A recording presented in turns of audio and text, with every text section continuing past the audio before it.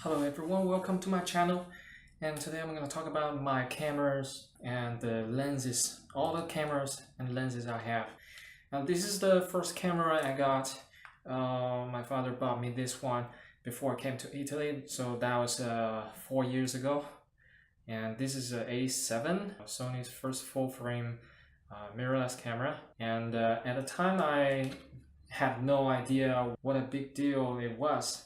Because by then I wasn't so into photography, and I certainly didn't know much about photography and the cameras. So I just thought, okay, cool, it's just click the shutter button and shoot. That's what camera meant to me. First it came with this kit lens. This is the Sony 28 to 70 millimeter lens. The aperture is 3.5 to 5.6. It's pretty good lens. It's sharp lens, very sharp, and performs very well. It has optical steady shots, stabilize your shots and videos. The problem is it's not the fastest lens, obviously. So in the early days I shot a lot of videos on this camera before I got into photography. I mainly shoot video. So I shoot vlog with this thing every day, and I shoot everything on auto mode because I knew nothing about the camera setting. So I just shoot auto. And then as my interest in vlogging grew, I really wanted a wide angle lens. As you know, that one, the kit lens is 28 to 70. 28 is not exactly super wide. It is wide angle. It is defined as wide angle, but it's not something that gives you a panorama view or give you the cool vlog view you can see on many vlog channels. So I wanted a wide angle lens. And by the time I had no knowledge of the full frame and APS-C sensor, the difference. So I was very confused about the focal length. Whether some lenses have a focal length of say 24, but looks wider than focal length that is 18. So I got very confused. But in the end, I chose this Samyang 14mm lens because it's affordable and it's really wide. And I started shooting photos as well as vlogs. But it's a full manual lens. You kind of have to remember where you need to pull the focus. Usually it's I put it on 70 centimeter, so this is approximately 70 centimeter kind of a I'm in focus, kind of based on my experience. That's what I do. It depends on your arm's length, maybe shorter, maybe longer. And it has a pretty fast aperture, 2.8, pretty nice. But don't expect a lot of bokeh from a wide angle lens. It's not gonna happen. Alright, that's the first lens I bought. After the vlogging phase, I started getting into photography. I found that taking pictures are kind of easier than taking videos and requires less editing, and the results come out almost immediately. You can see the result very immediately, and you don't have to put music and organize and direct and everything. So I was kind of lazy guy, so I just went for photography instead of keep doing videography and vlogging and stuff. So yeah, that's why I chose this 50mm lens, because it's the nifty 50. Every photographer has one. So why shouldn't I have one? So I bought one, and I was looking for the cheapest one on the market, cheapest and the best Sony native lens. I could go for Canon, but I would need an adapter, so why not just get a native one? So this is a Sony 50mm lens, f1.8, the full frame version, of course, for my full frame camera. And by that point I finally understood the basics of photography, of the mechanics of the cameras. I knew what is shutter speed, the aperture, and what they do. And this is a really great lens. I also use this to shoot video, but it doesn't have image stabilization, so you do have to be careful to hold really steadily or put it on tripod when you shoot a video. It's also a great portrait lens and also a great, very sharp lens for landscape at higher aperture stop, like f3.5, f4. It's super sharp, and the bokeh at maximum aperture is very nice. It's very highly recommended to everyone, but a little drawback is the focus. It has a little hunting and focus breathing, and people used to complain a lot about this lens being slow on the focusing. With the updates, it seems better, but still. Also, you can hear the motor, the noise of the motor when it's focusing. So that's a little drawback, but what do you expect from a cheap lens? Okay, next lens I got was this Samyang 85mm lens. Wait, did I get this first or the 50mm lens first? I don't remember, but whatever.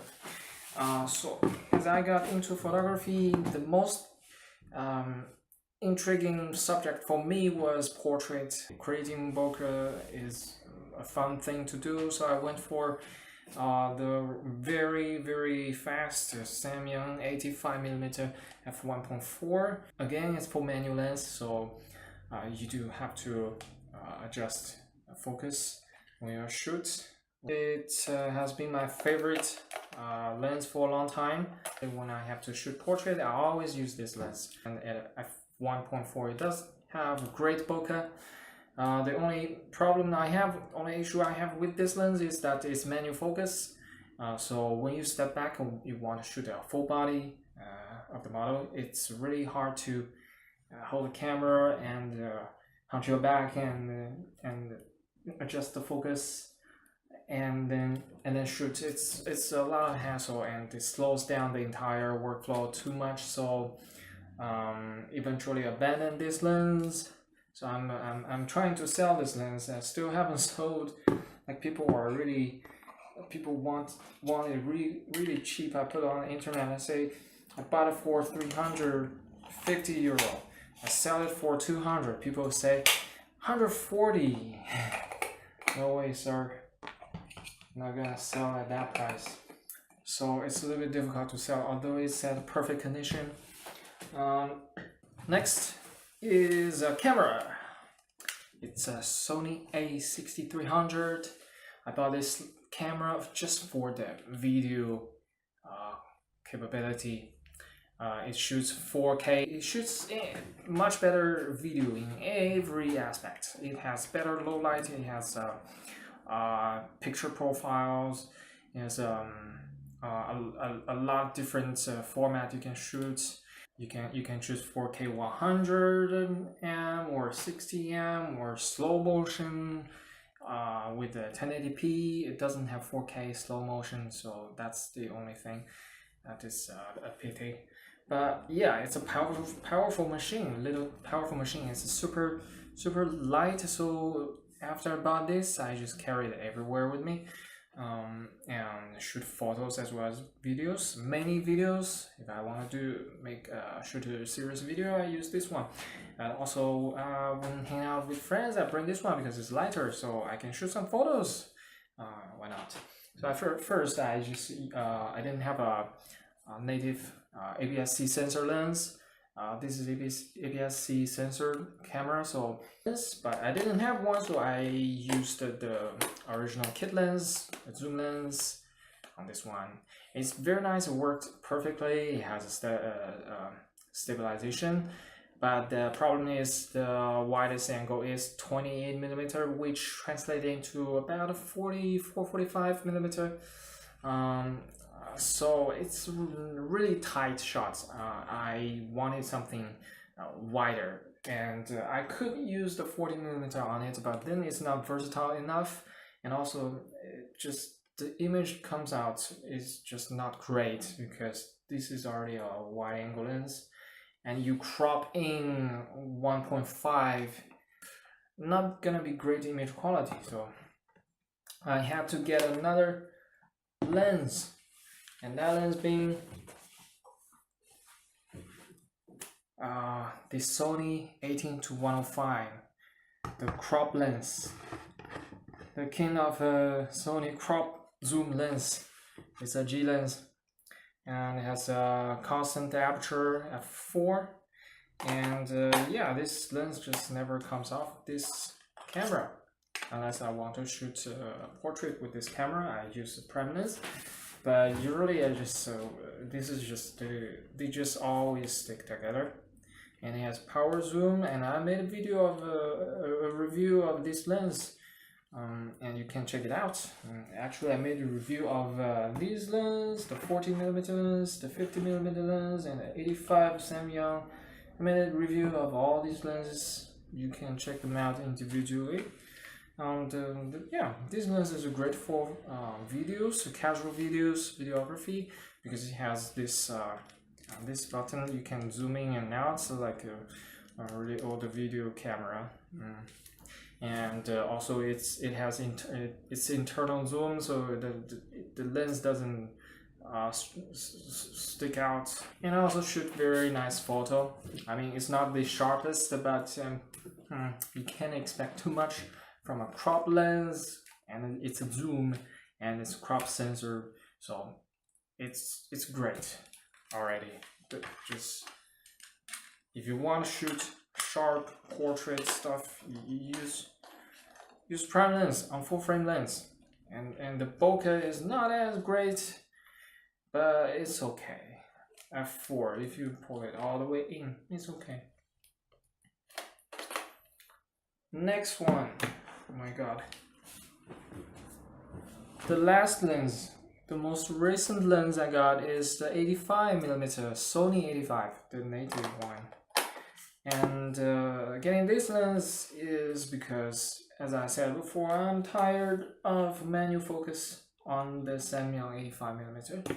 I need something automatic to make my workflow smoother. I don't have to hunch my back and look into the viewfinder and try to focus and stay still and not lose the focus, and then take a shot is too much and takes too much time, and the model has to wait. So I compromise a little bit. I choose f1.8, so it's a little bit slower than the f1.4, but it's not a huge difference. You still get great bokeh, and it's autofocus. It works perfectly with your full frame Sony lenses, cameras, and it has this button. To lock on the focus, and you can choose autofocus and manual focus from here. Okay, it's a gorgeous lens. It's actually not big and it's not so heavy, so it's kind of a big brother version of the 50mm lens. So yeah, they kind of brothers, cousins, or whatever. It's not big. So this is the latest lens I got, and that concludes all the lenses cameras I have. Oh, I have this this tube. This is for macro photography. This 10mm and 16mm macro adapter. Pretty handy. You can shoot a very tiny stuff. This is actually the Sony 85mm lens is actually one of the sharpest lens of all Sony lenses, so you will not be disappointed if you get this lens. Alright, that's it. See you. Goodbye. Goodbye, goodbye, goodbye, goodbye, goodbye, goodbye. But seriously, why can I only shoot 265 pictures? Oh, because this SD card